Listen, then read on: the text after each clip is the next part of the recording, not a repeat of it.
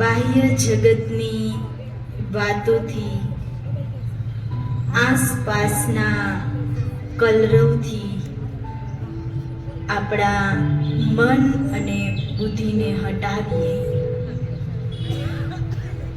અહીંયા જે શુભ વિચારો આપવામાં આવે એમાં આપણા મન અને બુદ્ધિને લગાવીશું. તો આજનો આ શુભ દિવસ, શુભ ઘડીનો આપણે સૌ આભાર માનીશું. સ્વયંને સૌભાગ્યશાળી સમજીશું. આપ સર્વના આગમનથી આ સભાની એક રોનક વધતી જાય છે. તો વિશ્વ નિયંતા પ્રભુ પિતા પરમાત્મા, પરમ રક્ષક, સર્વોચ્ચ, સર્વશક્તિમાન પરમાત્મા આપ સર્વનું સ્વાગત કરી રહ્યા છે. સર્વનું સ્વાગત છે. ત્યારબાદ પ્રજાપિતા બ્રહ્માકુમારી ઈશ્વરીય વિશ્વવિદ્યાલય તરફથી, સર્વ બહેનો તરફથી આજના આ શુભ દિવસે આપ સર્વનું દિલથી સ્વાગત છે, સ્વાગત છે, સ્વાગત છે. મનના ઉમંગોથી આપ સર્વનો સત્કાર છે, દિલથી સત્કાર છે.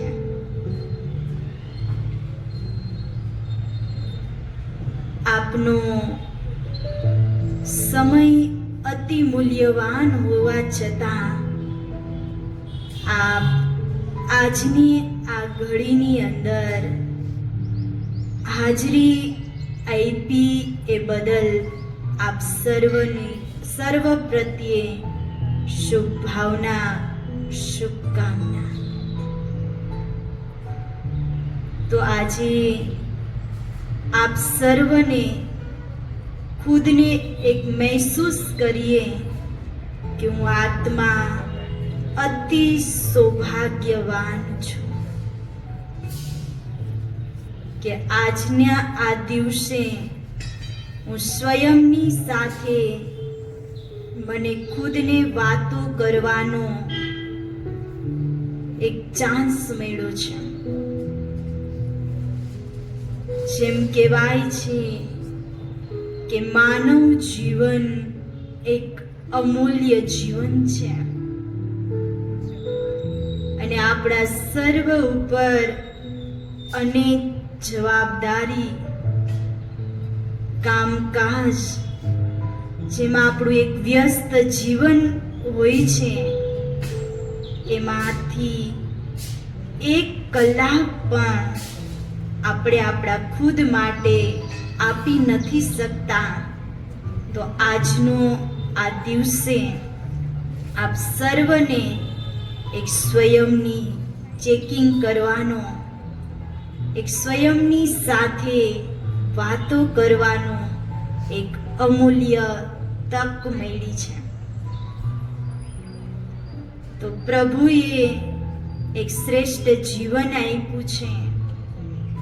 તો આ જીવન એક ગાર્ડન છે અને આ ગાર્ડનની અંદર આપણે રોજ બરોજ સદગુણોનું વાવેતર કરતું રહેવાનું છે.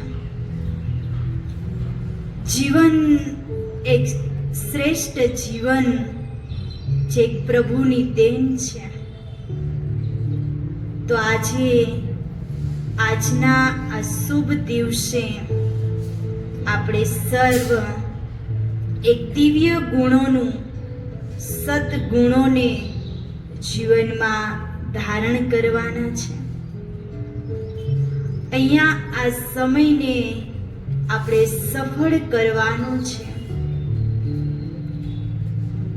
જીવનની અંદર સુપ્રેરણા લઈને આપણે જવાનું છે અને આ જીવનને શ્રેષ્ઠ બનાવવા માટે આપણા સમયને આપણે વ્યર્થ વાતોથી મુક્ત કરી, પરચિંતનથી મુક્ત કરી, પ્રભુ ચિંતન કરી અને આપણા જીવનને એક બેસ્ટ જીવન બનાવવાનું છે. સર્વની દુઆઓ લઈને આ જીવનરૂપી બુદ્ધિરૂપી ઝોલીને આપણે ભરપૂર કરવાનું છે. નેગેટિવ વિચારોને સમાપ્ત કરી પોઝિટિવ વિચારોને, સકારાત્મક ચિંતનને જીવનની અંદર ધારણ કરવાના છે. તો આજના આ શુભ દિવસે આપ સર્વનું દિલથી સ્વાગત છે. તો આજનો આ શુભ ઘડી એક નવરાત્રિના શુભ દિવસો ચાલી રહ્યા છે અને આજનો આ સરસ મજાનો એક ટોપિક છે, ઘર બને મંદિર. તો આપણે સૌ અનુભવ કરીએ કે મારું ઘર એક મંદિર સમાન છે. એમાં રહેનાર સર્વ આત્માઓ ચૈતન્ય દેવી દેવતાઓ છે. ઘરની અંદર સ્વચ્છતા એક નારીનો જેમ કહેવાય ને એક ગુણ છે. તો જેમ ઘરને આપણે સ્વચ્છ રાખીએ છીએ એમ આપણા તનની પણ સ્વચ્છતા, સાથે સાથે મનની પણ સ્વચ્છતા. મનની અંદર કોઈ નેગેટિવ વિચારોને આપણી અંદર કહીએ ને કે ઘૂસવા ન દઈએ. મનને પોઝિટિવ વિચારોથી ઘરના વાતાવરણને, વાઇબ્રેશનને પણ આપણે પોઝિટિવ બનાવવાનું છે.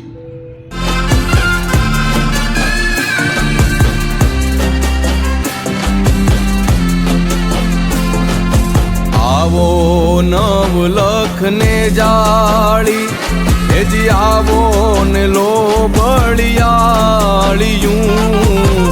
આવો નવલખને જાળીમાં, આવો ને લો બળિયાળિયું. બાળ રે એ બોલાવે આયલ, આવો ને બિરદાળિયું. તું છો સર્વ શક્તિશાળી, કર આ ચાચર ચોક ને પાવન, તારા મંગલ પગલા પાડી. આમાં ધૂપ તણા ધમકારે આ ઢોલના તાલે, ઈ તાળલે મડેલી ધાબળી ઓઢીને ધીમા ધીમા પગલે આવે તો રાજીપો થાય, મનડું હરખાય તું કરેગી. आज नारी शक्ति का स्वागत है, सम्मान है. आप विभूतियों का स्वयं प्रभु करते गुणगान है. आज नारी शक्ति का स्वागत है, सम्मान है. आप विभूतियों का स्वयं प्रभु करते गुणगान है. आज नारी शक्ति का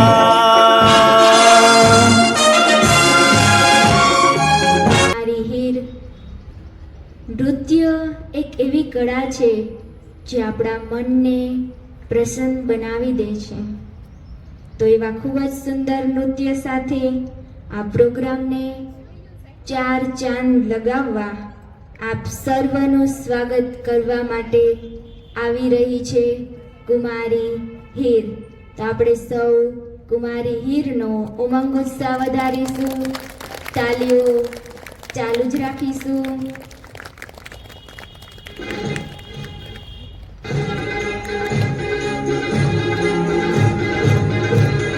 आज नारी शक्ति का स्वागत है, सम्मान है, आप विभूतियों का स्वयं प्रभु करते गुणगान है.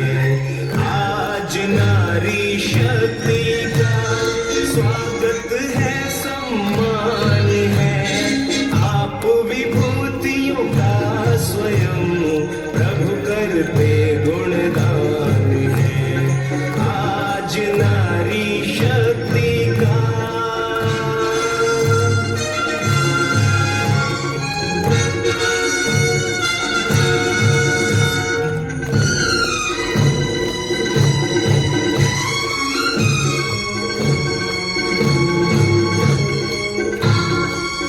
आज खिली है सारी फिजाएं, स्वागत करती है दसों दिशाएं. आज खिली है सारी फिजाएं, स्वागत करती है दसों दिशाएं. पर्वत आसमां झुक कर आपको करते प्रणाम है. आज नारी शक्ति का स्वागत है, सम्मान है, आप विभूतियों का स्वयं प्रभु करते गुणगान है. आज नारी शक्ति का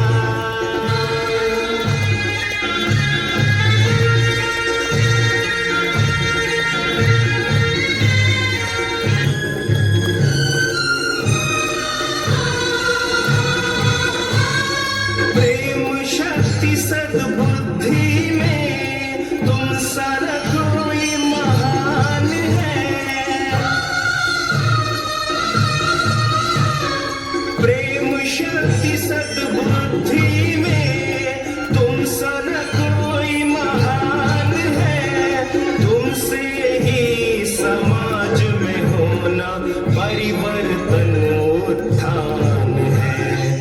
आज नारी शक्ति का स्वागत है, सम्मान है, आप विभूतियों का स्वयं प्रभु करते गुणगान है.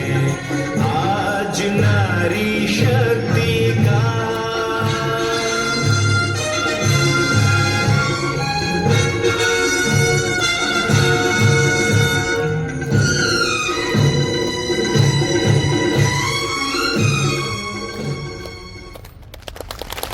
ખૂબ ખૂબ આભાર કુમારી હીર. આપણને સૌને પોતાની કળા દ્વારા સર્વનું નૃત્ય દ્વારા સ્વાગત કર્યું. ખૂબ ખૂબ આભાર. ત્યારબાદ કાર્યક્રમની કડીને આગળ જોડતા આજના આ કાર્યક્રમને ખુશીને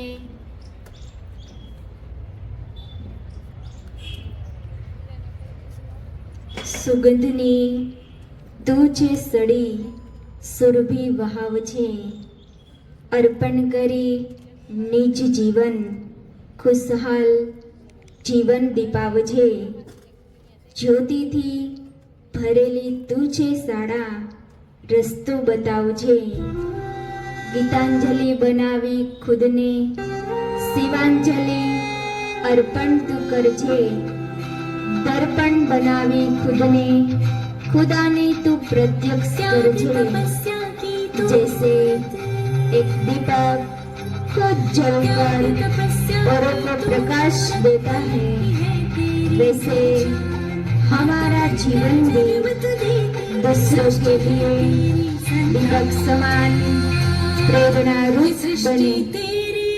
आप सर्व આ સમાજના એવા દીપક છો જેણે સમાજને પ્રકાશિત કરવાનું કાર્ય કર્યું છે. એક દીપક खुशी का दिया, दिव्यता का दिया, दुआ का दिया, शुक्राना का दिया, उमंग का दिया, आनंद का दिया, शक्तियों का दिया. आप सर्व चैतन्य दीपकों का खूब खूब यत्र अभिनंदन. नारीस्तु रमन्ते तत्र देवता यत्र नारीस्तु पूजयन्ते रमन्ते तत्र देवता यत्रैतास्तु न જેવી રીતે पूजयन्ते દીપક सर्वास्तत्र फलाक्रिया પોતે यत्रैतास्तु न બળીને पूजयन्ते ઘરના અંધકારને દૂર કરે છે, એવું જ રીતે પરમાત્માનું જ્ઞાન આપણા જીવનને ઉજ્જવળ બનાવે. આપ સર્વ આમંત્રિત બહેનોને પરમાત્માના ઘરની યાદગાર એક નાની સોગાત દ્વારા આપનું સ્વાગત છે, સન્માન છે, સ્વાગત છે, અભિવાદન છે.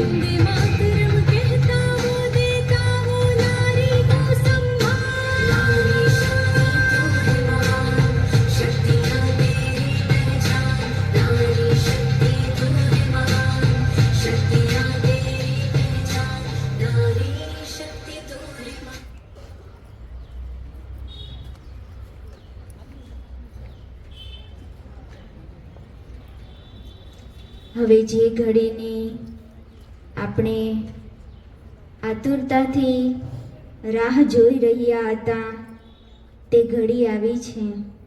આપણી વચ્ચે ઉપસ્થિત છે એક એવી દિવ્ય આત્મા जिसका जीवन जहान के माली ने सवारा, नूरे इलाही ने जिसको नजरों से निहारा, ऐसी महान विभूति जिसका जीवन दूसरों के लिए प्रेरणा रूप है, इसे आदरणीय ब्रह्मा कुमारी डॉक्टर गीताबेन आप 1981 से गुजरात राज्यના જામનગર જિલ્લામાં માત્ર 9 વર્ષની અલ્પાયુમાં આપ પ્રજાપિતા બ્રહ્માકુમારી ઈશ્વરીય વિશ્વવિદ્યાલયના સંપર્કમાં આવ્યા છો. આપનું જીવન ઈશ્વરીય સેવામાં સમર્પિત કર્યું. વર્તમાન સમયે આપ રાજસ્થાનના ભીનમાલ બ્રહ્માકુમારી સંસ્થામાં આપની અવિરત સેવાઓ આપી રહ્યા છો. આપ આધ્યાત્મિક પ્રેરક વક્તા, આપ રાજયોગ શિક્ષિકા પણ છો.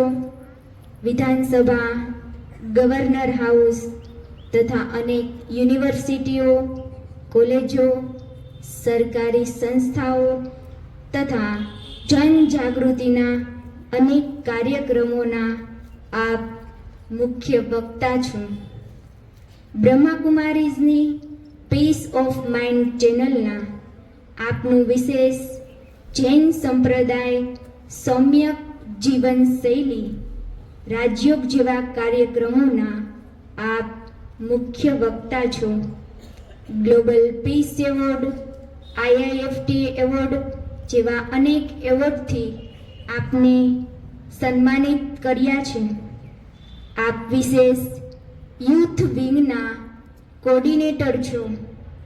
તો એવા વિશેષતાઓના ધની આદરણીય રાજયોગીની બ્રહ્માકુમારી ડૉક્ટર ગીતાબેન, ચાલો સાંભળીએ એક એવી પ્રેરણા ખુશહાલ જીવન જીવવાની, એક એવી પ્રેરણા ખુદની પ્રગતિની, એક એવી પ્રેરણા ઘરને સ્વર્ગ બનાવવાની. આદરણીય બ્રહ્માકુમારી ડૉક્ટર ગીતાબેન.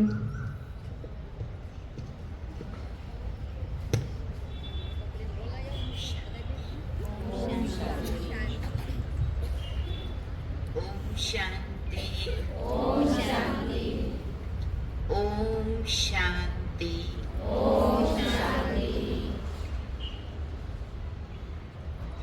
नवरात्रि के इन पावन दिनों में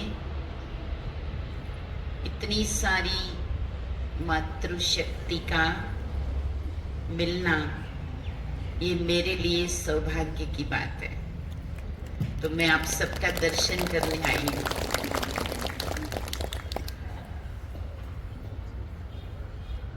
भारतीय दर्शन में नवरात्रों का बड़ा महत्व है। 2 प्रत्यक्ष और 2 गुप्त नवरात्रि भी होते हैं, और उसमें हम सभी शक्ति की आराधना करते हैं। या देवी सर्वभूतेषु शक्ति रूपेण संस्थितः, नमस्तस्यै नमस्तस्यै नमस्तस्यै नमो नमः। समस्त प्राणी मात्र में जो छुपी हुई शक्ति है, उसको नमन किया जाता है।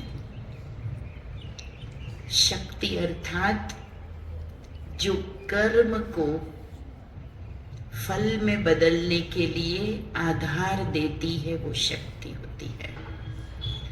कर्म तभी फल बनता है जब शक्ति से संपन्न होता है।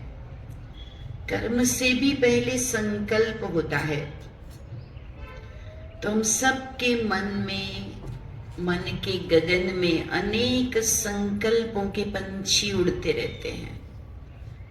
बहुत कुछ करने की, बहुत कुछ देखने की, बहुत कुछ पाने की, बनने की इच्छाएं मन में होती है। और आज का समय है जहां सारा विश्व एक मार्केट बन गया है। हर चीज को यहाँ प्रदर्शित किया जाता है, और हर चीज को देखकर आज व्यक्ति उसे पाने की इच्छा रखता है। पर हर इच्छा साकार नहीं होती है। चाहते तो सभी है कि मैं सदा प्रसन्न रहूं, मेरा घर परिवार भी खुशहाल हो, मेरा देश प्रगति करे, इस विश्व में प्राणी मात्र में भाईचारा हो। हम भारत के अंदर प्रार्थना जब करते हैं तो केवल ये नहीं कहते हैं ईश्वर को कि मेरा भला हो। हम कहते हैं सर्वे भवन्तु सुखिनः, सर्वे सन्तु निरामया, सर्वे भद्राणि पश्यन्तु मा कश्चित् दुख भाग भवेत्। हे ईश्वर, प्राणी मात्र का सबका भला हो, धर्म की जय हो और अधर्म का नाश हो, प्राणियों में सद्भावना हो और विश्व का कल्याण हो। हमारी ये प्रार्थना होती है, क्योंकि भारत ने ये दर्शन दिया है कि ये विश्व हमारा परिवार है। सारे विश्व का रचयिता एक है, और हम जब उसकी रचना है और ये समग्र रचना भी उसकी है, तो ये विश्व हमारा ही अपना है। और इसीलिए भारत के अंदर भावनाओं से भरे हम अनेक ग्रंथ, अनेक पर्व, अनेक त्योहार बड़े मिलजुल कर मनाते हैं। परिवारों में भी आदिकाल से हम रहते आए, वरना पाश्चात्य देशों में परिवार का कोई कल्पना नहीं है। वहां परिवार में रहना इसकी कोई बाध्यता नहीं है। कभी भी इंसान अपने लोगों के साथ रहे, कभी भी उसको अपना माने न माने, लेकिन हमारे यहाँ पे 100 लोगों के परिवार भी एक साथ पलते आए हैं, जिसको बोलते थे सांझा चूल्हा, जहां 100 लोग एक चूल्हे पर पका हुआ भोजन करते आए। इतना ही नहीं, हमारे जो गांव होते थे, तो गांव की संस्कृति में पूरा गांव भी एक घर होता था, परिवार होता था। गांव में अगर किसी एक के घर में कोई भी प्रसंग होता था तो सब लोग बिना कहे उसकी मदद करने शामिल होते थे। किसी के घर से बिटिया अगर ससुराल के लिए विदाई होती थी तो सबको लगता था कि जैसे आज तो हमारी ही कोई बेटी ससुराल चली गई। और किसी के घर में अर्थी उठती थी तो पूरे गांव को उस दिन भोजन गले नहीं उतरता था। ये अपनत्व गांव के कल्चर में था। शहरों की बात अलग है, यहाँ तो हम फ्लैट नंबर से पहचाने जाते हैं या आधार कार्ड से पहचाने जाते हैं। लेकिन वो जो हमारा प्राचीन समय था, सतो प्रधानता थी विचारों में, जीवन में, तब हमारी परिकल्पना में एक घर का जो मॉड्यूल था वो बहुत उत्तम था।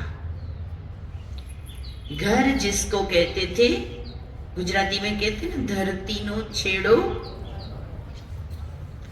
जहां सब कुछ देखने के बाद पहुंचना अच्छा लगता है, जहां पहुंचते ही रिलैक्स होते हैं, वो घर होता है। वरना अच्छे अच्छे प्लानर्स को बुला के, आर्किटेक्चर प्लान बना के और बहुत बढ़िया क्वालिटी का मटेरियल यूज करके हम बड़े अच्छे अच्छे मकान बनाते हैं।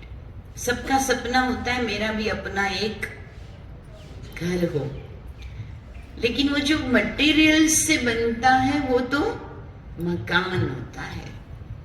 मकान को घर तब कहते हैं जब वहां कोई अपने रहते हो, जिसकी गोद में कभी सिर रखकर लगे कि दुनिया का सारा सुख मिल गया। एक ऐसा कंधा जहां सिर रखकर रोने से दुनिया के सारे प्रेशर समाप्त हो जाते हैं। जब कोई कहता है चिंता मत करो, हम हैं ना, तू अकेला थोड़ी है, बस ऐसा लगता था कि ऑक्सीजन मिल गया। तो वो अपनत्व जो होता है वो घर बनाता है, मकान को वो घर बनाता है। लेकिन आज तरक्की के रास्ते पर, विकास के रास्ते पर हम सभी आगे बढ़े, तो उस रास्ते पर हम सब के अंदर नित नई अनेक पदार्थों की, अनेक सीमाओं से आगे जाने की, कई गुना प्रोग्रेस करके कुछ पाने की इच्छाएं बढ़ती गई। और इस इच्छाओं के पीछे हम सबको अधिक से अधिक धन उपार्जन की जरूरत पड़ी। वरना गांव एक अपने आप में संपूर्ण यूनिट होते थे। हमारे गांव कैसे होते थे? एक पूरा यूनिट था। कुछ भी पाने के लिए बाहर नहीं जाना पड़ता था। संपूर्ण आत्मनिर्भर गांव थे। लेकिन बाद में एजुकेशनल बहुत सारे एस्पेक्ट बढ़ गए, तो पढ़ाई के लिए, उसके बाद में देश और दुनिया के और दरवाजे खुलते गए, तो फिर प्रवास होने लगा, और फिर इच्छाओं के कारण नित नई आवश्यकताएं बढ़ती गई। तो आवश्यकता हमेशा नए नए आयाम लाती है, नए नए जीवन में पड़ाव लाती है, नए स्टेशंस लाती है। तो आवश्यकताओं ने क्या कर दिया? हमें देश दुनिया में दौड़ना सिखा दिया, और फिर परिवार विभक्त होने लगे। जरूरत के लिए गए हुए परिवार, बिखरे हुए परिवार, वो तो छुट्टियों में, गर्मी में, प्रसंगों में फिर भी मिल जाया करते थे। लेकिन जैसे कहते हैं ना, out of sight out of mind. कभी कभी जो डिस्टेंस में रहने लग गए ना, उनके मन में, दिलों में भी डिस्टेंस होने लग गए, दूरियां संबंधों में आने लग गई। अपने तरीके से जीना, स्वतंत्रता से जीना। स्वतंत्रता का व्याख्या किसी को पता नहीं है, परंतु इसीलिए स्वतंत्रता भी धीरे धीरे स्वच्छंदता में बदल गई। आज व्यक्ति स्वतंत्रता की इच्छा नहीं है, स्वच्छंद जीवन जीता है। अपनी मर्जी से जीना, ना कोई रोके ना कोई टोके, तो लगता है आजादी है। और इस आजादी के कारण परिवारों के अंदर छोटे छोटे यूनिट बन गए, और तब वो परिवार जो एक सशक्त हमारे जीवन का संबल, आधार था, उसके बदले छोटे छोटे परिवार में अनेक समस्याएं भी आने लग गई। पहले हमारा जीवन सादगी वाला था। सबको याद होगा, थोड़ा अपने बैक लाइफ में जाके देखो, कहीं ना कहीं तो गांव से जुड़े होंगे। गांव के अंदर क्या जीवन था? कोई प्रसंग हो, कोई भी घर में, चाहे किसी की शादी हो, चाहे अन्य कोई भी, कोई इवेंट प्लानर को बुलाना नहीं पड़ता था, बुलाना पड़ता था। सब मिलजुल के, किसी के घर से 4 खाट आ गया तो किसी के घर से 4 गद्दे आ गए, तो किसी के घर से बर्तन आ गए, कोई बनाने वाले ने मदद कर दी, कोई परोसने के लिए आ गया, कोई कुछ करने के लिए आ गया, और सब मिलके घर में सारे प्रसंग निपट जाते थे, पता भी नहीं चलता था। और जब साथ में रहते थे ना, कई बच्चों को तो बड़े होने तक ये भी पता नहीं चलता था कि मम्मी, चाची, ताई में फर्क क्या होता है। वो भी मम्मी थी, वो भी मम्मी थी, वो भी मम्मी थी, और तीनों ही बराबर प्यार देती थी। उसको समझ में नहीं आता था इसको असली मम्मी कहते हैं। इतना सब जुड़े हुए थे। अगर कोई भी प्रसंग होता था तो बाहर से तो केवल खेल दिखाने वाले, ढोल बजाने वाले आते थे, जो नाच गान करके एंटरटेनमेंट करते थे। घर के लोग तो बड़े प्यार से मिलजुल के सारी व्यवस्था देखते थे, भोजन बनाना, परोसना करते थे। अभी क्या हो गया है? जस्ट ऑपोजिट, उल्टा हो गया है। घर के लोग तो 20 दिन पहले से संगीत में नाचने की तैयारी करते हैं,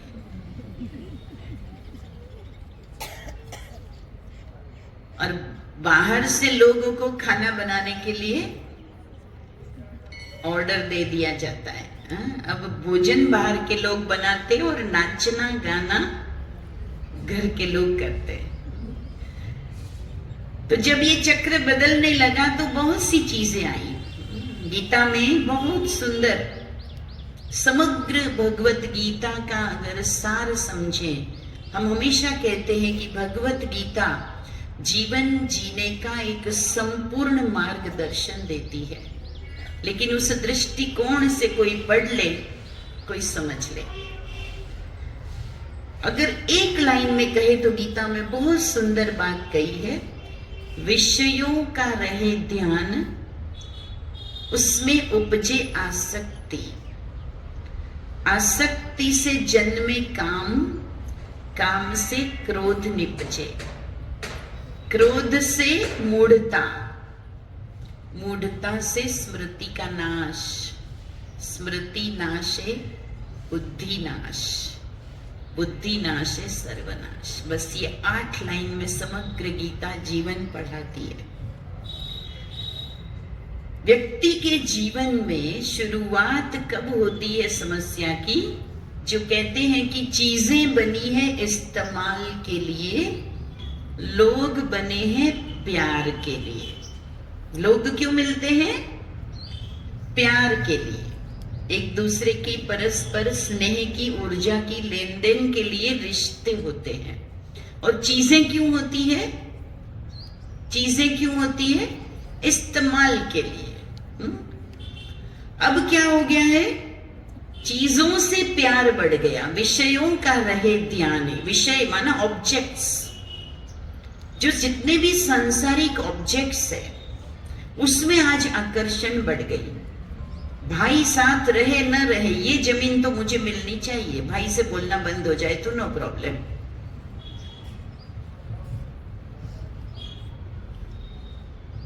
मुझे मेरा हिस्सा मिलना चाहिए, फिर कोई भी नाराज हो जाए, कोई भी छोड़ के चला जाए। किस में ध्यान है ज्यादा? गुजराती में तो कहते हैं ना, जर जमीन ने जोरू। क्या कराता है? जब इसमें ध्यान जाता है तो व्यक्ति का महत्व नहीं, संबंध का महत्व नहीं, लेकिन ऑब्जेक्ट्स, मुझे ये चाहिए वो चाहिए। और लोगों को क्या कर रहे हैं? चीजों से प्यार हो गया है, लोगों को इस्तेमाल किया जा रहा है। तुम्हारी जरूरत है तब तक तुमको सैल्यूट, तुम्हारी जरूरत खत्म हो गई तो लगता है कि मम्मी वृद्धाश्रम में रहे तो अच्छा है, उनको भी शांति ना हमको भी शांति, वही खुश रहे ना मैं खुश रहे, क्योंकि जरूरत समाप्त। अरे अच्छा सोचने वाले व्यक्ति तो बूढ़ी गाय को भी घर से नहीं भेजते हैं, चाहे वो दूध नहीं देती है तो भी मां मानकर उस गाय को भी जिंदगी भर पूजते हैं। लेकिन आज वो समय भी कहां कहां दिखता है कि जब बचपन में पिता की छाया हटने के बाद भी जिस मां ने पराए घर के बर्तन मांज कर भी अपने 4-4 बच्चों को कभी ये नहीं कहा कि मैं तुम्हें नहीं पाल सकती, वो पालती है, वो बड़ा करती है, वो पढ़ाती है, वो उनके सपने पूरे करती है। लेकिन वही मां जब अपनी बुढ़ापे में आती है तो वो बच्चे, इसलिए कलयुग की एक निशानी बताते हैं कि एक कुएं का पानी 4 कुएं को भर देगा, लेकिन 4 कुएं मिलकर एक कुएं को कलयुग में नहीं भर पाएंगे। तो एक मां निराधार फिर भी अपने 4 बच्चों को बड़ा कर देती है। एक पुरुष नहीं कर सकता। एक पुरुष तुरंत सोचेगा मैं अकेला कैसे पालूं, दूसरी शादी करूं, लेकिन एक मां सोचती है नहीं, मेरे बच्चे दुखी हो जाएंगे, मैं कहीं और कुछ ना करके इनके लिए जीऊंगी, इनको बड़ा करूंगी, इनको इनके सपने पूरा करूंगी। लेकिन वृद्धावस्था में जब उसी मां को वही 4 बेटे हर साल 4 धाम की यात्रा कराते हैं। कौन से 4 धाम? हर 3 महीने में घर बदलो, चाहे तुम्हारी तबीयत वैसी हो या ना हो, तुम्हें दूसरे किसी घर में सूट होवे ना होवे, कि माँ जी हमें हमने लाभ आपो। अभी एक कहानी आई थी, एक इंसिडेंट आया था कि जिस दिन माँ जी को बड़े बेटे के घर से 2nd नंबर वाले बेटे के घर पे जाना था तो बहू जल्दी उठी नहीं, सोचा अभी वहां जाने वाली है तो वहां खा लेगी। और उधर वाली बहू ने कहा कि जब वहां से आ रही है तो खा के ही आएगी। उस दिन बेचारी को भूखा रहना पड़ा। कलयुग की ऐसी कहानियां जब सुनते हैं तो लगता है कि इस टॉपिक की बहुत जरूरत है कि क्या सच में हम अपने घर को, परिवार को आदर्श बनाएंगे या नहीं। रिश्तों का चीरहरण हो जाता है, ऐसा कहानियां सुनने में आती है। तो अपनत्व, हर पीढ़ी के बीच के गैप को भी दूर कर देता है। अरे प्रेम तो ऐसा जादुई मंत्र है कि प्रेम से जब बिन बजाया जाता है तो जहरीला सांप भी शांत हो जाता है। रिंग मास्टर सर्कस में प्रेम से ट्रेनिंग देता है तो खूंखार शेर भी बकरी की तरह टेबल पे खड़ा हो जाता है। तो प्रेम से क्या नहीं हो सकता, लेकिन जब प्यार समाप्त हो जाता है तो व्यापार शुरू होता है। और आज हर रिश्ते में क्या चल रहा है? प्रेम प्यार कम है और व्यापार ज्यादा है। किसी के घर जाना हो तो क्या याद करते पहले? ये अपना घरे आव्या था तो केटलू कवर आप्યું तू याद करो। मतलब हम भी उतना ही देंगे। प्यार नहीं है, क्या है? पहले किसी के घर में जाते थे तो मन में ये होता था कि ना ना ना ना जाना चाहिए, इनके पास खड़ा रहना चाहिए, इनको अच्छा लगेगा, हमें इनका काम करना चाहिए। आज कहीं जाना होता है तो क्या कहते? जाना पड़ेगा, हाजिरी देनी पड़ेगी। वो ऊर्जा नहीं है। तो वो जो समय था, इस समय में बदलाव क्यों आया? क्योंकि हमने अनेक चीजों को महत्व दिया, प्यार को नहीं दिया। चीजों में आसक्ति बढ़ी तो आसक्ति से कामनाएं बढ़ी। जितना ज्यादा चीजें इस्तेमाल करो उतना ही काम, वासना और इच्छाएं सब कुछ जीवन में बढ़ता है। आज बाहर का शौक इतना बढ़ रहा है, केवल देह का श्रृंगार, देह को सजाना, देह का प्रदर्शन। जितनी चीजें इस्तेमाल करो उतना और भी क्या करूं, और भी कौन सा फैशन करूं, और भी कौन सी नई चीज लाऊं, और भी कौन सी नई पैटर्न का कपड़ा पहनूं। एक बार अभी आया था ना कि एक बहन ब्यूटी पार्लर से बाहर निकली तो उसका बच्चा रोने लगा कि मेरी मम्मी कहाँ गई। बेचारा वो नहीं पहचाना तो दूसरों की हालत क्या हुई होगी। इतना बाह्य रूप है ना। पहले के जमाने में ये नहीं थी ना चीजें। अरे साल में एक बार कपड़े मिलते थे। दिवाली आई, दर्जी को बिठाया, बड़ा सा ताका लाया जो सबका एक जैसा बैंड बाजा सिलाई कर दो, तो भी सब खुश होते थे। एक जैसा कपड़ा पहन के भी सब। अरे बड़े भाई को छोटा हो गया, पुराना कपड़ा छोटा भाई प्रेम से पहनता था। बड़ी बहन को टाइट हो गया है तो छोटी बहन उसका कपड़ा प्रेम से पहनती थी। आज पॉसिबल है? आज तो बेगानी शादी में अब्दुल्ला दीवाना।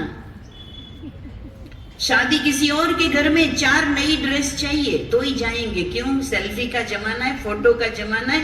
लोग मेरी ड्रेस को बोल के बोलेंगे उसके रिसेप्शन में पहनी थी वही है ना, तो मेरा तो फ्यूज उड़ जाएगा। शादी दूसरे की और 4 जोड़ी कपड़ा मुझे नया चाहिए। इतना शो का जमाना। जरूरतें हमने बढ़ा दी, इच्छाएं हमने बढ़ा दी, वासनाएं हमने बढ़ा दी, और फिर उसको पूरा करने के लिए घर के दोनों मेंबर को कमाना पड़ रहा है।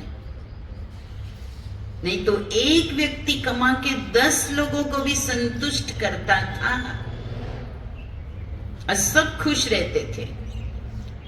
आज सब दौड़ रहे हैं फिर भी कोई खुश नहीं, फिर भी एक दूसरे के ऊपर दोष लगा रहे। तू ज्यादा मेहनत करता है कि मैं करती हूं।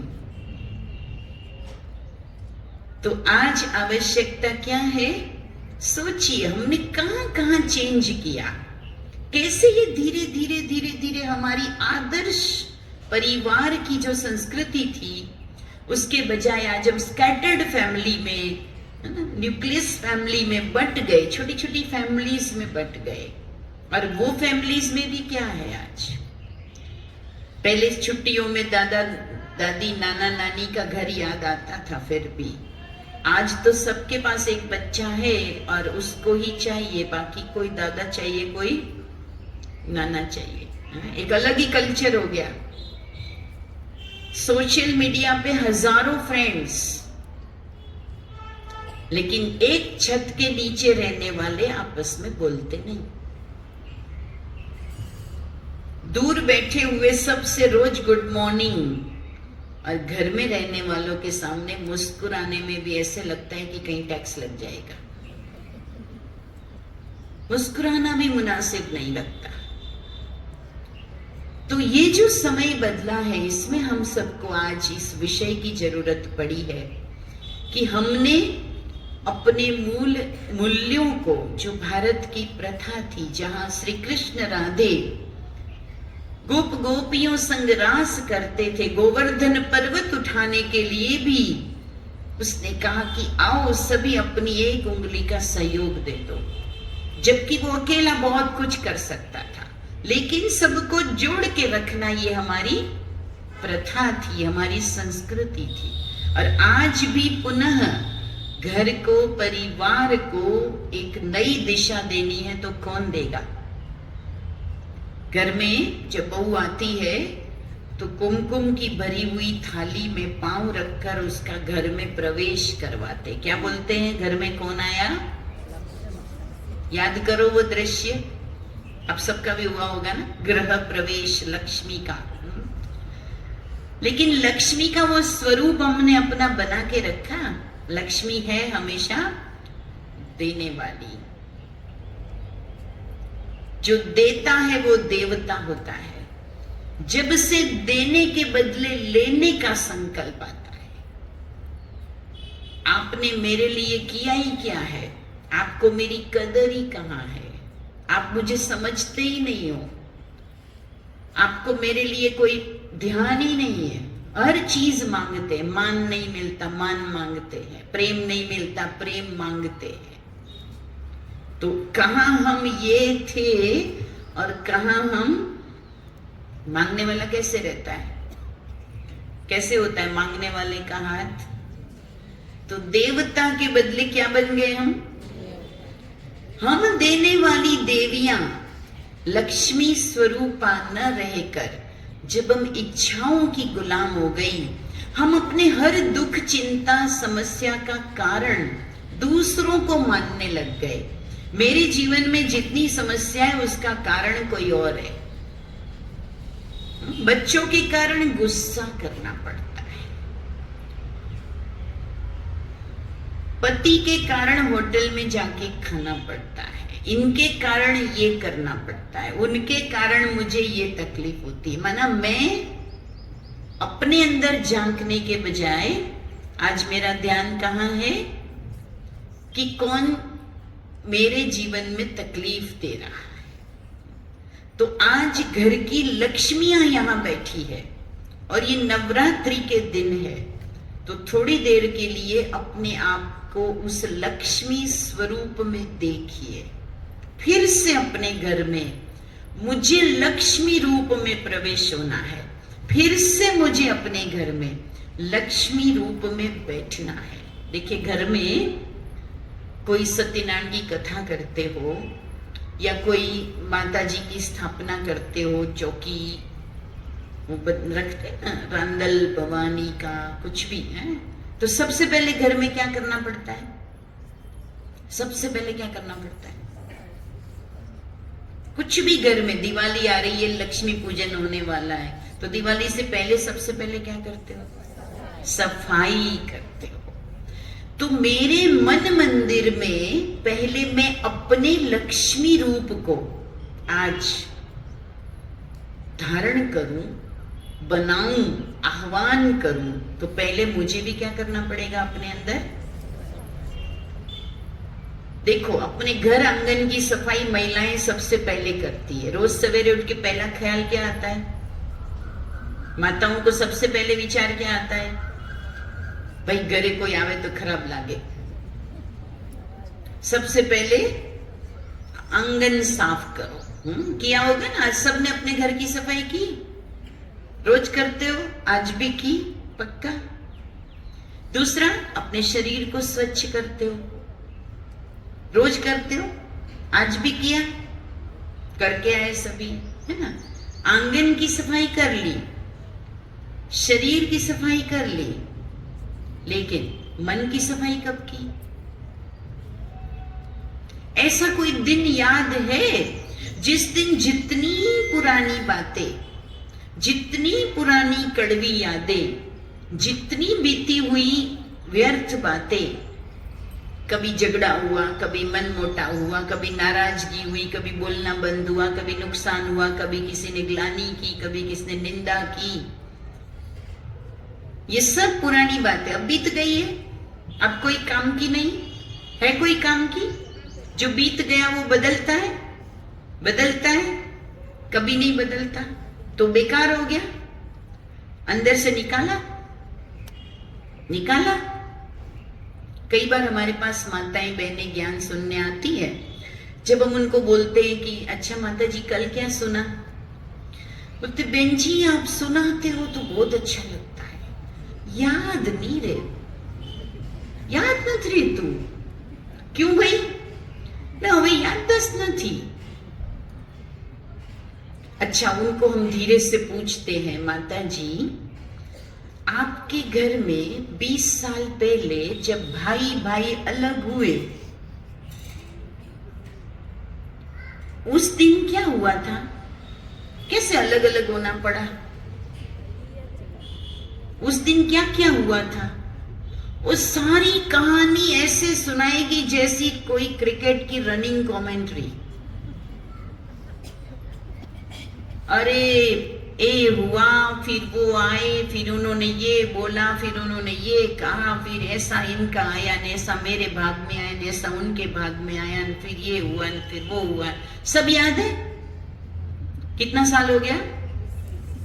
20 साल पहले की वो बातें सब याद है। किसी ने धोखा दिया, किसी ने नुकसान किया, किसी ने धंधे में कुछ किया, याद है।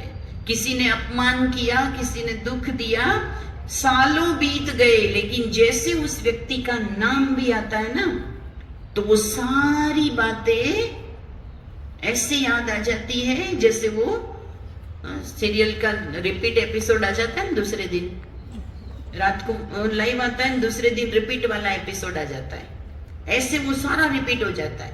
इतना अंदर भरा हुआ है। अब इतनी सारी यादें, इतना सारा कचरा जो अभी काम का नहीं है, कुछ होने वाला नहीं है, वो भर के रखा है।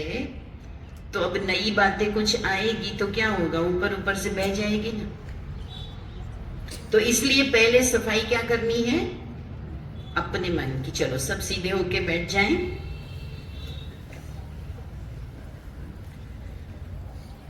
अपने मस्तक के मध्य अपना ध्यान लगाना। ये शरीर भी हमारा एक घर है। इस शरीर के अंदर मस्तक के मध्य जहां आप बिंदी लगाते हो, तिलक लगाते हो, ये आपका आसन है, जहां पर एक ज्योति पवित्र दिया जग रहा है। देखो अपने मन मंदिर के अंदर, इस शरीर रूपी घर में मैं एक शुद्ध आत्मा शक्ति हूं। मैं अपने इस शरीर की, अपने जीवन की चमकती रोशनी हूं।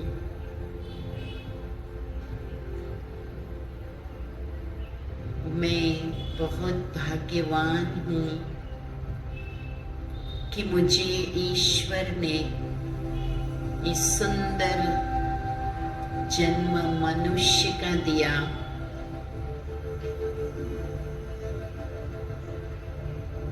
मुझे अपने कर्तव्यों को पूरा करने की परमात्मा ने याद दिलाई है। मुझे पुनः अपने जीवन में अपने दैवी स्वरूप को लाना है, दिव्यता का आह्वान करना है। तो अंदर पड़े हुए मन बुद्धि के कोने कोने में देख लें, कोई ऐसा किचड़ा जो जब भी याद आता है तकलीफ देता है। कोई भूल हो गई, बार बार मन खाता है कि मैंने ये भूल क्यों कर दी। किसी को कड़वे वचन बोल दिए, किसी के निंदा कर दी, किसको दुख पहुंचा, जाने अनजाने किसी का हक, किसी का धन, किसी को मिलने वाला सम्मान मैंने ले लिया, किसी की मेहनत और नाम मैंने कर लिया।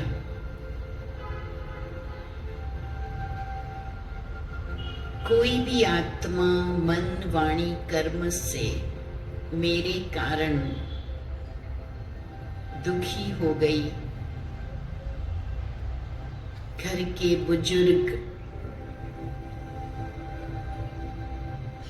साथी, पड़ोसी, घर में काम करने आने वाली, किसी को भी जाने अनजाने जो मुझ आत्मा के द्वारा तकलीफ मिली, आज उस दाग को मन से मिटाना है। ईश्वर को साक्षी रखकर सच्चे दिल से उन समस्त लोगों का, सभी व्यक्तियों को मन में याद कर उनसे क्षमा मांगे, दिल से सॉरी कहें और आज के बाद अब हर कर्म को सोच समझ के करने का, सावधानी से चलने का खुद से और ईश्वर से वायदा करें। किसी और के द्वारा मुझे दुख पहुंचा, किसी भी कारण से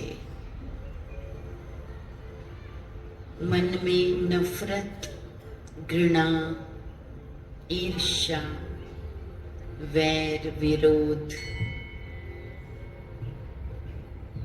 ऐसी दुख की, चिंता की भावनाएं मेरे मन में बिठा के रखी हो,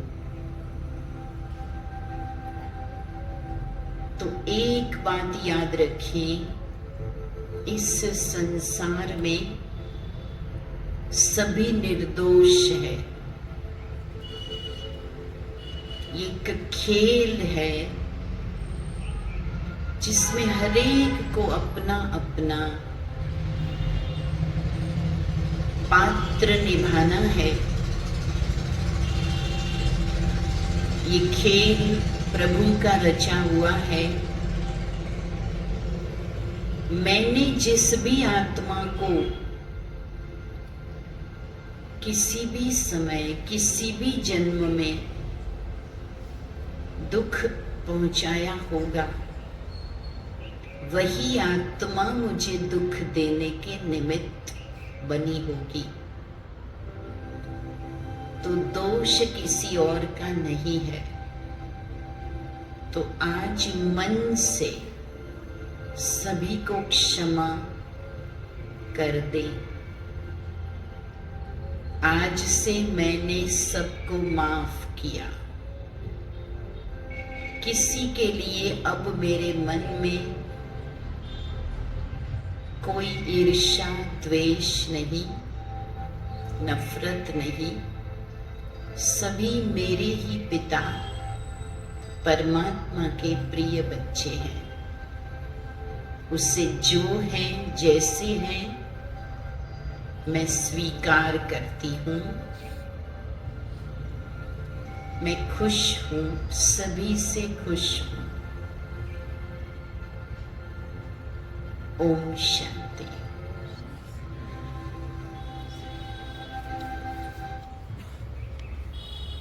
दिल से किया,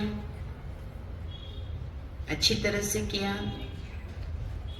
जब जब भी कहते हैं करना है मन को साफ, तो कर दो सबको माफ। गांठे बांध बांध के नहीं रखो। पुरानी बातों को, भूतकाल की बातों को ही भूत कहते हैं, और मंदिर में भूत नहीं होने चाहिए। मंदिर में भगवान रहते हैं, भूत नहीं रहते हैं। जो पुरानी बातों को लेके चलता है वो भूतों को पालता है, तो भूतों को आज से नहीं पालेंगे। पक्का? तो हाथ खड़ा करके बताओ। तो राजकोट में इतने मंदिर पक्के बन गए, बनेंगे। फिर क्या करना पड़ेगा? मंदिर में जब किसी मूर्ति की स्थापना होती है, चाहे वो मिट्टी की है, सीमेंट की है या पत्थर की है, लेकिन बड़े मुहूर्त के साथ स्थापना होती है। अच्छे मुहूर्त में प्रतिष्ठा होती है, और उस प्रतिष्ठा से पहले वो मूर्ति किसी तरह से थोड़ी सी भी खंडित हो जाए तो वो मूर्ति की पूजा कभी नहीं होती। तो मुझे भी अपने जीवन के अच्छे मुहूर्त को पहचानना होगा। कई बार कई लोगों को अच्छे काम करने होते हैं, करेंगे करेंगे, हमारा भी समय आएगा, करेंगे करेंगे, लेकिन कभी वो समय निकलता ही नहीं। व्यर्थ में बहुत टाइम चला जाएगा। लेकिन कितनी बार बहनें आपको बोलती है, बहन आवजो आवजो, आविश्वास, तो मुहूर्त नहीं निकालते। और मुहूर्त के बिना मूर्ति बनती नहीं, और खंडित मूर्ति की पूजा नहीं होती। सो मुझे लक्ष्य बनाना है कि सबसे पहले मेरे अंदर कोई भी अवगुण नहीं होना चाहिए। अवगुण ही खोट है, खंडित कर देती है हमें। तो जब हम किसी और का अवगुण देखते हैं, ध्यान जाता है, तो कहते एक उंगली जब दूसरे को दिखाते हो तो याद क्या रखना कि बाकी की 3 उंगली। कबीर जी ने कहा था, बुरा देखन जो मैं चला, बुरा न मिलिया कोई, जब दिल खोजा अपना, मुझसे बुरा ना कोई। अंदर देखो तो पता चलेगा कि मेरे में ही इतनी कमी है, मेरी ही चश्मे में कालापन है, तो मुझे सब कुछ काला दिखाई देता है। कहते हैं ना, कमड़ो थाय तो बधु पीड़ू देखाई।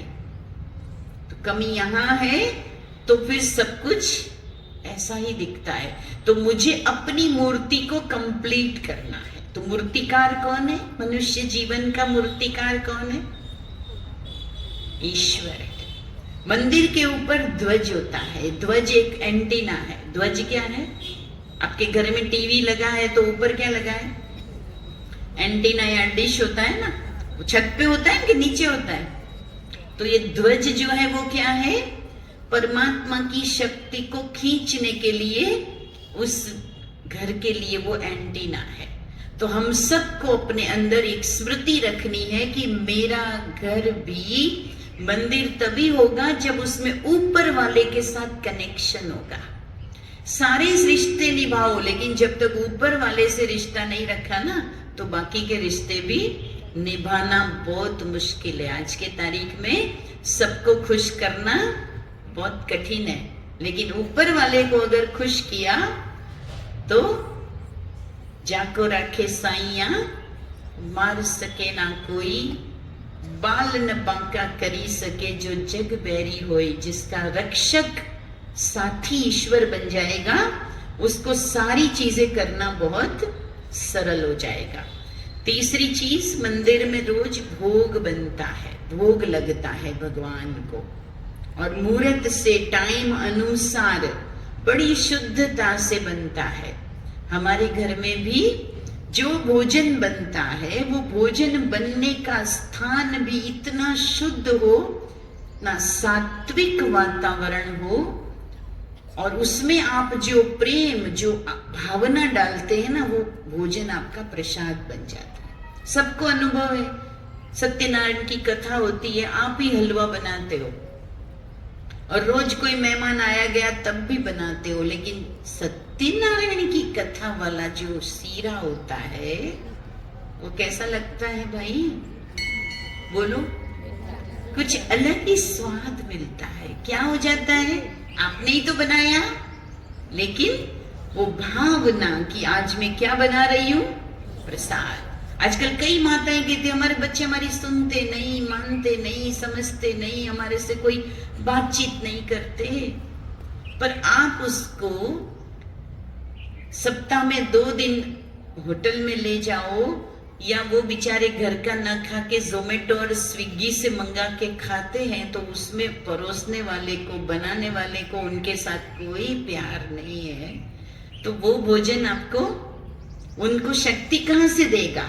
एक माँ जब खिलाती है, एक पत्नी जब खिलाती है, तो खाना नहीं खिलाती है, वो प्रेम परोसती है, वो लगाव देती है, वो ममता देती है। इसलिए घर का खाना, माँ के हाथ का खाना, उसके बराबरी में कोई 5 स्टार होटल का खाना नहीं होता। लेकिन आजकल तो कई लड़कियां शादी से पहले शर्त रखती है, ससुराल में खाना नहीं बनाऊंगी। 1980 के समय में इंग्लैंड में कॉन्सेप्ट आया था, होम विदाउट किचन। ऐसा घर जिसमें किचन नहीं। क्या जरूरत है भाई किचन की? किचन का एरिया फालतू, महंगी जमीन है। जब ये कॉन्सेप्ट आया तब वहां के बुजुर्गों ने भी बोला कि ये बहुत खतरनाक साबित होगा, ये मत करो, घर में खाना बनाने का स्थान होना चाहिए। पर लोगों को लगने लगा इसमें क्यों टाइम वेस्ट करना, जब सब कुछ क्लिक करते ही 20 मिनट में घर पे आ जाता है, तो घर में क्या माथा पच्ची करने का? नहीं, इतना सामान संभालो, फिर उसमें कभी कीड़ा पड़ जाए तो संभालो, इतने बर्तन, फिर बर्तन साफ करो। 2 घंटा खाना बनाने में, इतनी देर में तुम्हें इतना डॉलर कमा लूंगा। आज ये स्थिति बनी है। लेकिन फिर क्या हुआ? जब ये कॉन्सेप्ट आया तब इंग्लैंड में 10% शादियां तलाक में बदल जाती थी। लेकिन इस कॉन्सेप्ट के चलते अगले 30 साल में आज वहां पे 90% शादियां फेल हो जाती है। 4 करोड़ का खर्चा करके शादी होती है और 40 दिन शादी चलती नहीं है। और उसके बाद की तो बात ही मत छोड़ो, शादी तो नहीं चलती है, लेकिन कोर्ट में और काउंसलिंग में जो दृश्य आते हैं ना, तब आपको पता चलता है कि प्यार व्यापार में कब बदल गया। एक लड़की अपने पति से, जिसकी पगार महीने की 50,000 नहीं है, उससे वो 2 करोड़ का बदला मांगती है, तब मैं तलाक दूंगी। आज ऐसे रिश्ते, और उससे भी आगे बढ़ के बहुत कुछ हो रहा है आजकल, आप सब कहानियां सुनते हो, मार काट के भी खत्म कर रहे हैं। ऐसे रिश्ते खत्म हो गए। क्यों? क्योंकि आपस में कहते कि when we eat together we think together। जब हम एक साथ बैठकर खाते हैं तो हम एक जैसा सोचते हैं। तो दिन में एक बार तो सबको मिलके एक साथ खाना चाहिए, और उस समय सबके लिए नियम बनाओ कि मोबाइल एक बाजू रखो, सब मिलके भोजन पे ध्यान दो। नहीं तो बहुत लोग कहते बहन जी हमारे घर में लड़ाई ना डाइनिंग टेबल पे ही होती है, क्योंकि वही टाइम मिलता है जब सब एक साथ घर में होते हैं। अब जब अभी लड़ाई हुई और अभी आप खाना खाने बैठेंगे तो घर के वातावरण में वो जो वाइब्रेशन है ना, वो आपका भोजन कितना ही अच्छा, देसी घी डाला है, अच्छे से अच्छी चीज लाई है, महंगी से महंगी सब्जी लाई है, अच्छे से अच्छे फ्रूट लाए हैं, लेकिन घर के वातावरण में जब लड़ाई हुई है ना, उसके बाद जो आप खाना खाते हो वो खाना भी विष बन जाता है। आज क्यों बैठे बिठाए लोगों को बीमारियां हो रही है? मन में सवाल उठता है। डॉक्टर्स भी कहते हैं कि आजकल की सारी बीमारी का कारण है साइको से बॉडी में आने वाली साइकोसोमेटिक बीमारियां हैं। 90% से ज्यादा बीमारी का कारण है मन से शरीर में प्रवेश होने वाली बुरी बातें। शरीर में रोग बन जाता है। इसलिए भोजन घर की लक्ष्मी खुद बनाए, बाकी सारे काम छोड़ दो, लेकिन भोजन तो खुद ही बनाओ, बड़े प्यार से बनाओ। वो बेचारी 4 घर का काम करके आने वाली बहन, उसको अपने घर के बच्चे भूखे बैठे हैं वो भी याद आते हैं, और वो फटाफट आपके घर में खाना बना के चली जाएगी। उसमें क्या प्यार मिलेगा? आपके बच्चों को क्या आपसे लगाव होगा? इसलिए 100 काम छोड़ो, लेकिन घर में सात्विकता से भोग बनाओ, भगवान को भी खिलाओ और परिवारजनों को भी खिलाओ। एक भाई ने मुझे बताया, बहन जी आजकल तो जो बड़े सिटीज में मैट्रिमोनियल जो साइट्स है उस पे ऐसी ऐसी चीजें आ रही है। कहते कि अभी लड़कियों को ये नहीं पूछो कि तू घर में खाना बनाएगी कि नहीं शादी के बाद, अभी तो उसको ये पूछना पड़ेगा कि घर का खाना खाएगी कि नहीं। आज वो स्थिति हो रही है, घर का खाना ही पसंद नहीं है। संडे है तो मैं तो बनाऊं ही नहीं। तो घर में भोजन स्वयं बनाओ। तीसरी बात, मंदिर में घंट बजते हैं जो चारों ओर पता चलता है कि किसी जगह पर मंदिर है, आरती हो रही है। हमारे घर में क्या बजता है चेक करना। हमारे घर में क्या बजता है? डीजे पर साउंड के लड़ाई झगड़े की आवाज। कई बार कहते हैं कि पड़ोसियों को क्यों सुनाते हो, पड़ोसी सुनते अच्छा नहीं लगता। घर में बातें ही ऐसी करो कि पड़ोसी भले सुने और सीखें और प्रेरणा लें।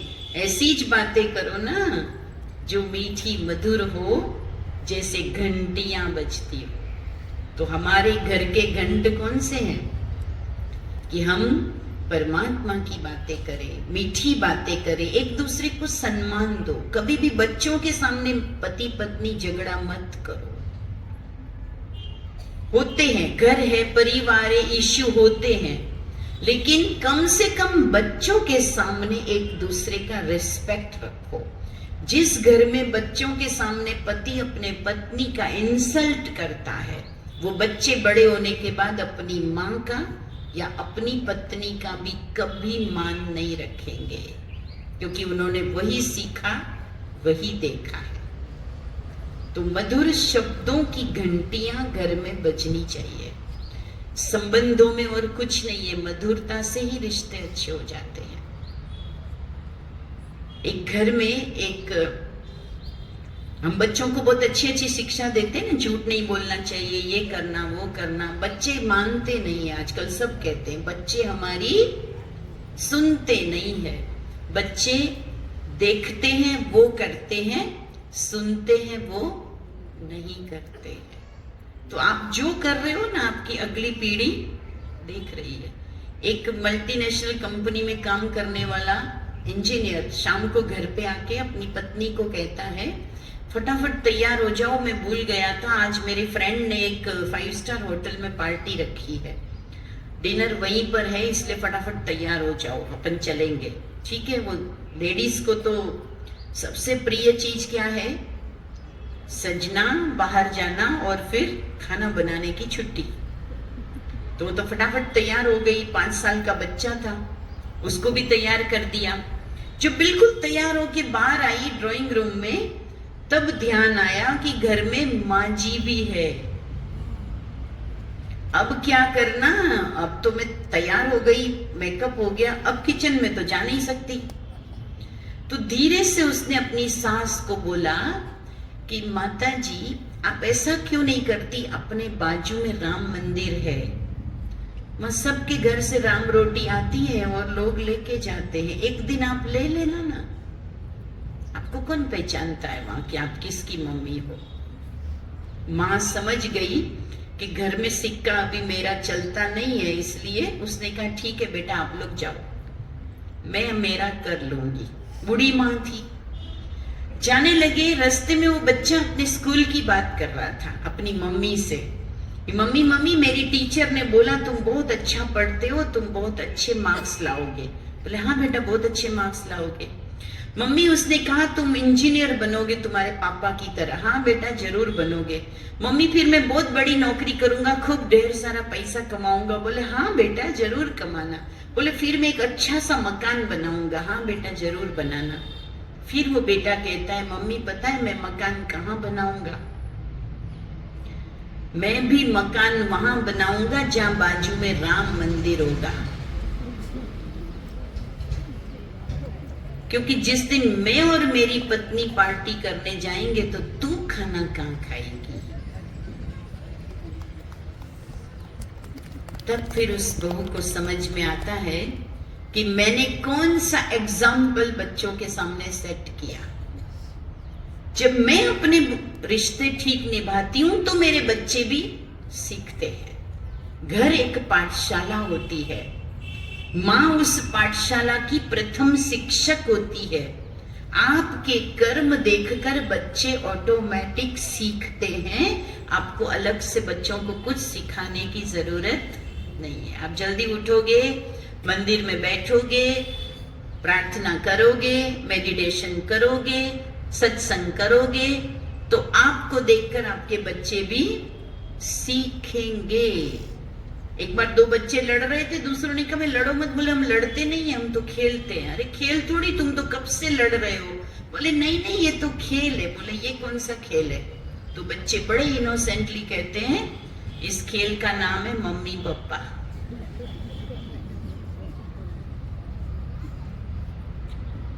तो कृपया बच्चों के सामने अपने अहम को, वहम को, लड़ाइयों को मत करो। आज बच्चों को घर में जब अच्छा वातावरण नहीं मिलता है ना, तब बच्चे बाहर गलत रास्ते पर जाते हैं। आज का युवा बच्चा घर में जब शांति का माहौल नहीं देखता है ना, तब वो शराब पीने जाता है, तब वो गलत दोस्तों के साथ जाता है, तब वो क्लब में जाता है, तब वो गलत रास्ते पर जाता है। जिसके घर का वातावरण अच्छा होगा उस घर का युवा कभी खराब नहीं होगा। आप कहेंगे मेरा पति शराब पीता है, आप घर में शांति से अच्छा वातावरण बना के रखो, आपका पति कभी बाहर गलत रास्ते पर नहीं जाएंगे। रोज शाम को पति आवे और कई माताएं सारा दिन का गुब्बार चढ़ा के तैयार रहती, आवा दियो तारा पप्पा ने आवा दे। अब वो बेचारा दुनिया भर की सारी थकान उतारने के नाम से घर पे आया और शुरू, ये नहीं किया, आपणे हजी आ नथी, आपणे हजी आ नथी, तमने तो खबर नथी, मारे आ मारे आ मारे आ। वो बेचारा सोचता है कि इसको तो बस सब कुछ ला ला के देते रहो। मैं तो कहती हूँ भारत में भ्रष्टाचार भारत की महिलाओं की डिमांड के कारण होता है, नहीं तो पुरुषों की तो कोई खर्चे ही नहीं है। खर्चे ज्यादा कौन करता है? कौन करता है? मारे आ જોઈએ, मारे आ જોઈએ, मारे आ જોઈએ, गमे तेम करो, गमे तेम करो, आ तो करवानुं, गमे तेम करो, आटलू तो करवानुं। आणि कुछ भी करो, कुछ भी करो, कुछ भी करो, ये जो बोलते हो ना बार बार, वो यहाँ हथौड़ा लगता है। और वो पुरुष सोचता है कि कुछ भी करके इसको लाके पैसा दे दो तभी मेरे घर में शांति होगी।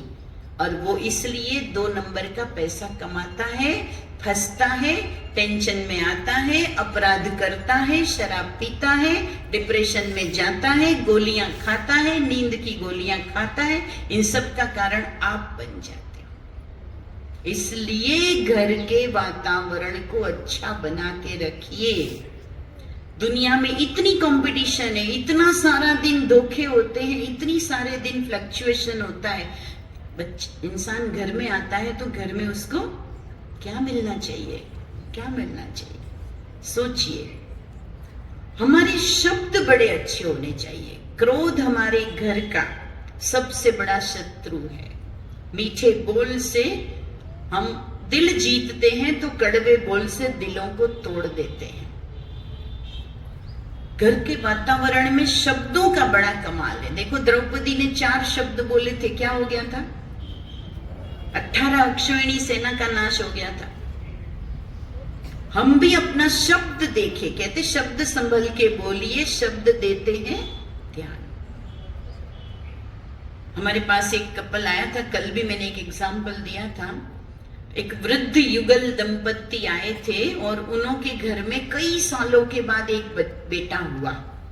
बहुत प्यार से पाला और ज्यादा प्यार मिला तो थोड़ा सा उसकी लाइन, ज्यादा नमक डालो तो सब्जी खराब हो जाती है, तो बिगड़ गया थोड़ा सा। फिर भी प्यार तो कम नहीं होता, माँ बाप का तो प्यार कभी कम नहीं होता।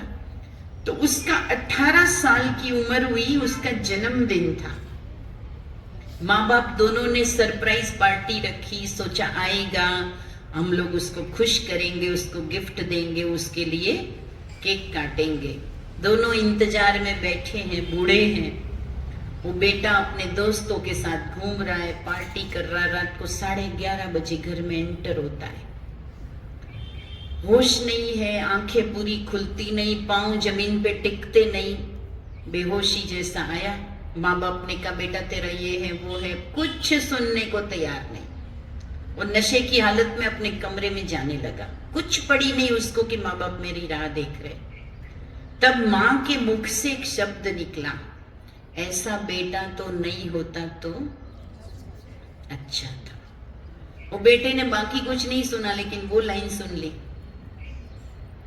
और 18वें बर्थडे के दिन अपने कमरे में जाके पंखे पे लटक के वो बेटे ने आत्महत्या कर ली। ये शब्दों का इतना असर होता है। शब्द ऐसे भी होते हैं कि कोई मरने जा भी रहा है ना, उसको आप बचा सकते हो। घाव पे नमक भी शब्दों से छिड़का जाता है और घाव पे मलहम भी शब्दों से छिड़का जाता है। मधुरता हमारे घर की घंटी बन जाए तो घर को मंदिर बनने से कोई रोक नहीं सकता। और अब परिवर्तन का समय है, तो अभी हम सबको अपने से परिवर्तन की शुरुआत करनी है। क्योंकि कहते हैं कि बुझे दीप से दीप नहीं संजोया जाता, उलझे तार से हार नहीं पिरोया जाता, है ना। धागा उलझा हुआ हो तो माला नहीं बनती है। उलझे तार से हार पिरोया नहीं जाता। दूसरों को बदलना चाहते हो, घर के वातावरण को बदलना चाहते हो, तो पहले खुद को बदलना होगा। क्योंकि गंदे नीर से चीर को धोया नहीं जाता। पानी ही गंदा होगा तो कपड़ा कैसे साफ करोगे? मैं ही खुश नहीं होंगी तो मेरे परिवार को क्या खुश रखूंगी?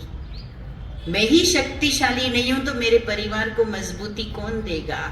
आप ही अपने घर की लक्ष्मी बन, घर के अन्न को, घर के धन को, घर के लोगों को, घर के हर चीज को एक ऐसा आध्यात्मिक टच दो, ऐसा स्पिरिचुअल टच दो जिससे वो एक दिव्यता से भरपूर हो जाए।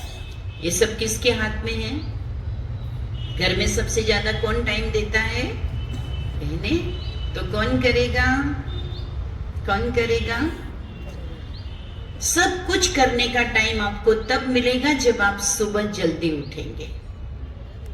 ब्रह्म मुहूर्त में उठने वाला, अच्छे मुहूर्त में कोई काम करने वाले के सारा दिन सब कुछ अच्छा होता है। कभी कभी दिन खराब होता है तो क्या बोलते, पता नहीं सुबह सुबह किसका मुंह देखा था। ये भूल जाते हैं कि आईने में देखा था, ये तो पता नहीं रहता है। तो किसी का मुंह देखो नहीं देखो, सवेरे उठकर उस ऊपर वाले के लिए ध्यान में बैठो। जल्दी उठोगे आपके सारे काम ठीक चलेंगे। ज्यादातर लोगों के घर में सुबह सुबह बड़ी धिंगा मस्ती हो जाती है क्योंकि लेट उठते हैं। कभी दूध वाला लेट आया तो हम भी लेट, पेपर वाला लेट आया तो हम भी लेट, संडे है तो हम भी लेट हैं, सारी दिनचर्या बिगड़ जाती है। तो जल्दी उठो, क्योंकि जल्दी उठने से हमारी पिट्यूटरी और हाइपोथैलेमस जो वंडरफुल 2 ग्रंथियां हैं वो सुबह सुबह एक्टिवेट होती है, और अगर सुबह नहीं हुई तो पूरा दिन नहीं होती है। वही हमारे हॉर्मोन्स को ठीक रखती है, उसी से हमारा मूड अच्छा रहता है, उसी से हम अथक रहते हैं, उसी से हमारे शरीर का कंट्रोल अच्छा रहता है। इसीलिए प्लीज अभी भी संभल जाएं, अभी नहीं तो कभी नहीं। ये परमात्मा का आह्वान है, हे शक्तियां अपने अपने घर को अब सुधार लो, अपने अपने घर के हर मेंबर को देवता रूप में देखकर उनकी सच्ची सेवा करो, सच्ची भासना दो, सच्चा सुख दो। और ये आप ही कर सकते हो और कोई कर नहीं सकता। और मुझे आशा ही नहीं, पूर्ण विश्वास है कि आज यहाँ पर बैठी हुई हर एक शक्ति, इस नवरात्रि के अंदर हम व्रत करते हैं तो ऐसा एक पवित्र व्रत धारण करे कि मुझे अपने घर की देवी बन, अपने घर को सुंदर स्वर्ग बनाना है। फिर धरा पर स्वर्ग भी बहुत जल्दी आ ही जाएगा। ओम शांति। ખૂબ ખૂબ આભાર આદરણીય બ્રહ્માકુમારી ડૉક્ટર ગીતા દીદીજીનો આપણે દિલથી ધન્યવાદ કરીએ, શુક્રિયા કરીએ, જેમણે આપણને ખૂબ જ સુંદર આપણું ઘર કઈ રીતે મંદિર બને આ ટોપિક ઉપર આપણને સારી અનુભૂતિ પણ કરાવી અને સારું માર્ગદર્શન પણ આપ્યું. તો ફરીથી આમ જોરદાર કરતાલ ધ્વનિ સાથે આદરણીય બ્રહ્માકુમારી ડૉક્ટર ગીતા દીદીનો ખૂબ ખૂબ આભાર, અભિવાદન, શુક્રિયા. આપણે સૌ 2 મિનિટ પરમાત્માને યાદમાં બેસીશું. ઓમ શાંતિ. આપ બધાનો પણ ખૂબ ખૂબ દિલથી આભાર. સાથે સાથે રવિરત્ન પાર્ક નાગરિક મંડળના સર્વ સદસ્યોનો પણ ખૂબ ખૂબ આભાર, કેમ કે વિશેષ આજના દિવસ માટે ખૂબ સુંદર રીતે સહયોગ આપ્યો. આપણી વચ્ચે આમ તો જગદીશભાઈ જાવિયા સાહેબ બેઠા છે, ઉપરાંત અહીંયા મંદિરના પ્રાંગણમાં પણ રવિરત્ન પાર્ક નાગરિક મંડળના સદસ્યો બેઠા છે. દિલથી આભાર. વિશેષ આવતીકાલે સાંજે એટલે કે બુધવાર, ગુરુવાર, શુક્રવાર 3 દિવસ, જેમ બેને કીધું ઘરને મંદિર બનાવવું, તો સવારના આપણી આત્મા શક્તિને જાગૃત કરીએ એ લક્ષ્યથી 3 દિવસ રાજયોગ શિબિરનું આયોજન કરેલું છે. અહીંયા જ પાછળની શેરીમાં જ આપણું કેન્દ્ર છે, બ્રહ્માકુમારીઝ વિદ્યાલય. તો આપ કોઈ પણ આવીને વિના શુલ્ક, વિના મૂલ્યે આ રાજયોગ શિબિરનો 1 કલાકનો સમય કાઢીને લાભ લઈ શકો છો. 2 મિનિટ આપણે બધા પરમાત્માના શુક્રિયા કરશું. આપ બધા આ ટાઈમે આવી અને આટલું સુંદર સાંભળ્યું, તો આ બધાના પણ શુક્રિયા. અને વિશેષ 2 મિનિટ પરમાત્માને આપણે યાદ કરીશું. આપ જાઓ. હા, રાજયોગ શિબિર 3 દિવસ, બુધવાર, ગુરુવાર, શુક્રવાર સાંજે 5:30 થી 6:30. પાછળ જ આપણું કેન્દ્ર છે, ત્યાં આપ આવીને આ 3 દિવસમાં રાજયોગ શિબિરનો લાભ લઈ શકો છો.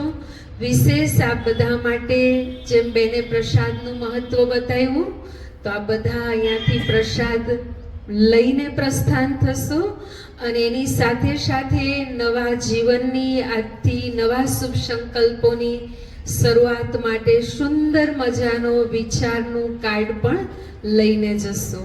2 મિનિટ આપણે બધા પરમાત્માને યાદ કરીશું.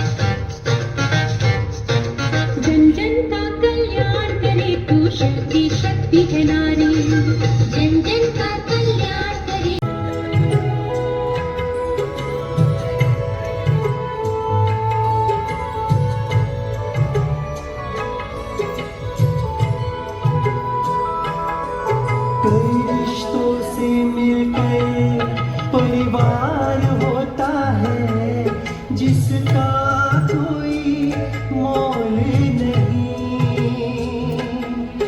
जहाँ सुख हो या दुख हो सब साथ रहते हैं, उसे कहते हैं स्वर्ग यही। परिवार के बिन ये प्यार मुझको जान से भी प्यारा है, ये मेरा परिवार।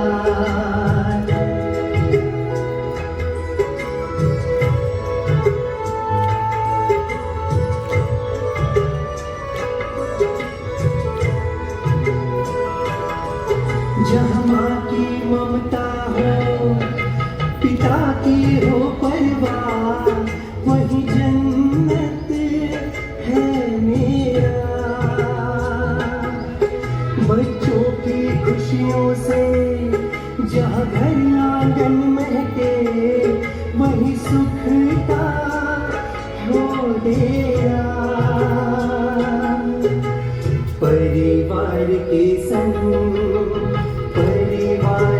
संग लागे हर दिन मुझको न्यारा है। परिवार के